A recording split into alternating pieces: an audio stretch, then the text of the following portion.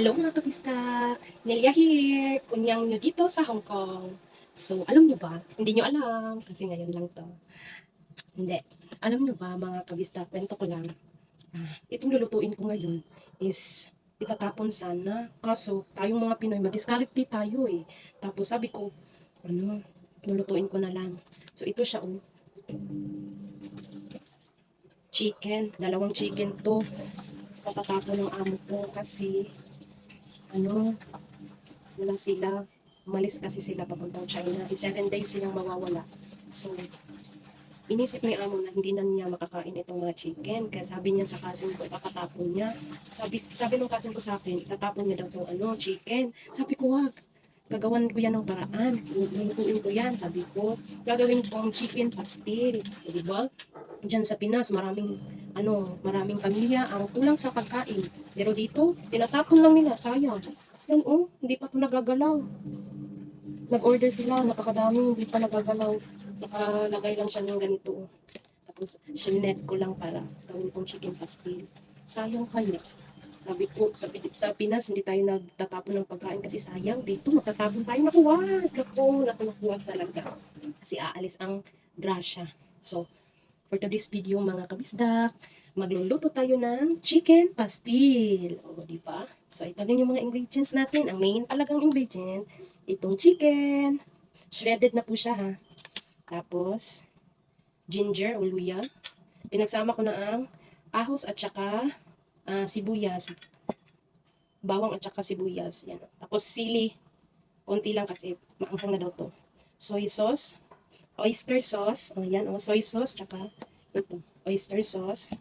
Vinegar na madaming, sa Bisaya pa, lamas. Daghag lamas. Lami ni kay asin. At saka, mantika. Lagyan din natin ng paminta. So, let's go na. Luluto na tayo. Magpainit tayo ng kawali para gisa-gisa lang natin. Mekos-mekos lang mabuti. So, maglagay tayo ng mantika. Ako talaga yung nasasayangin sa pagkain. Ang dami nang tinatapon pero nahihiya ako pag nandyan yung amo namin. Ngayon wala sila. Sabi nung tatapon. Sayang naman. Kaya lutuin natin. Makakain pa yan. Ha? Ang ibang kunyang dito sa Hong Kong, nahihirapan sa pagkain. Nagtitipid. Samantalang kami, nagtatapon lang ng pagkain. Oh, swerte-swerte. Gisa natin ang bawang at saka sibuyas. Dapat samahin ng apoy natin, ha?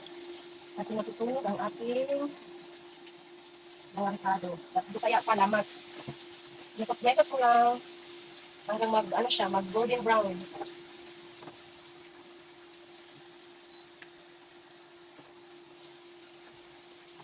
Yung iba dito, walang pagkain. Hindi kaya tinitipid nila ng pagkain.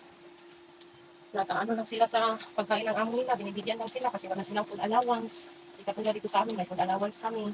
Kaya every Sunday, nakakapamalengke kami.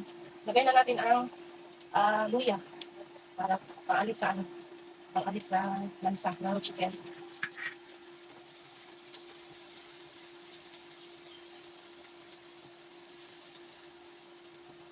Nakakaano kami kasi kanuto ako ngayon kasi malis anak ko.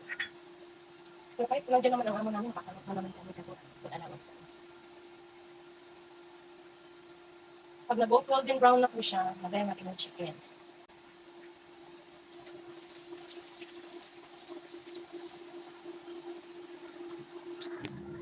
So, lalo po siya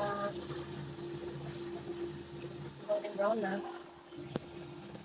So, dahil na-golden brown na ang ating lamas, lumot na natin dahil. Wala na yung pa. Tumpit-tumpit pa. Boom! Kalaka-laka. Lekas-lekas lang.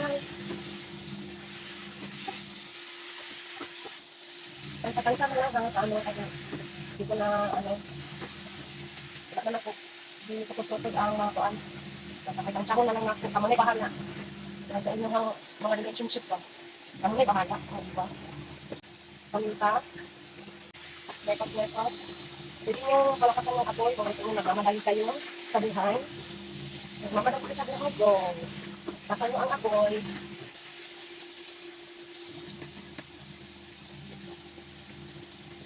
Is maglalagay na tayo ngayon ng soy sauce at saka oyster sauce. Paano na natin natin? So, yan. O diba? Ang dami niyang chicken na yan. Sasayang lang yan pag tinapon. Diba? Sayang na sayang pag tinapon na lang. O, mas na itapon. Gawa ng paraan para makarin ka dun. Hindi pa naman masira. Kaya nasasayangan ako kasi kung sa atin ko ubos to. Pagkakain ko ng mga bata ay naku ubos. Pero dito tinatapon na sayang talaga.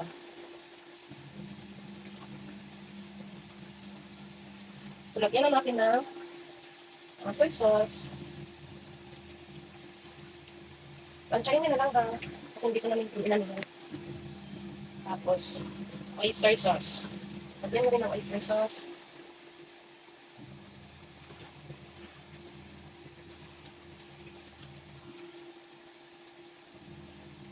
Tapos, umimekas-mekas mo lang.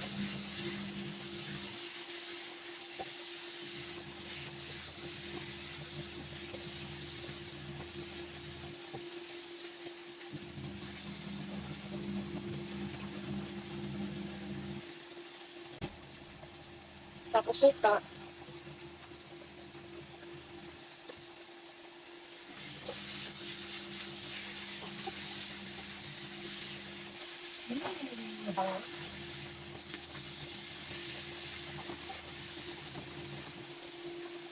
Tapos, simmer lang natin mga kabisda. Yung tuyong-tuyo, parang tuyong-tuyo na yung wala na yung mantika. Yung tuyo na talaga siya. Hindi na siya nagmamantika. Tapos, lupit lang para di siya masunog.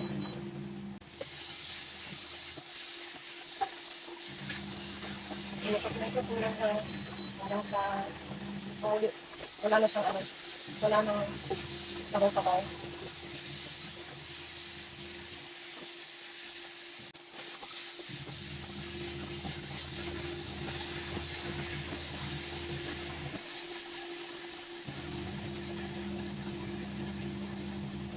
Tapos, yun na natin ng silip.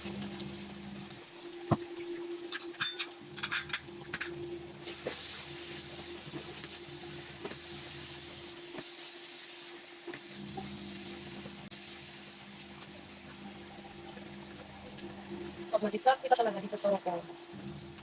Ay nako. Kita maguguto. Kapag yung hiyang-hiya ang pinapairan mo dito na magugutom ka talaga. Huwag kang malihiya. Tayong mga Pinoy, mag-discount tayo. Kaya pag may pagkakataong dumiskarte tayo sa malinis na paraan. Legal na paraan. Diba?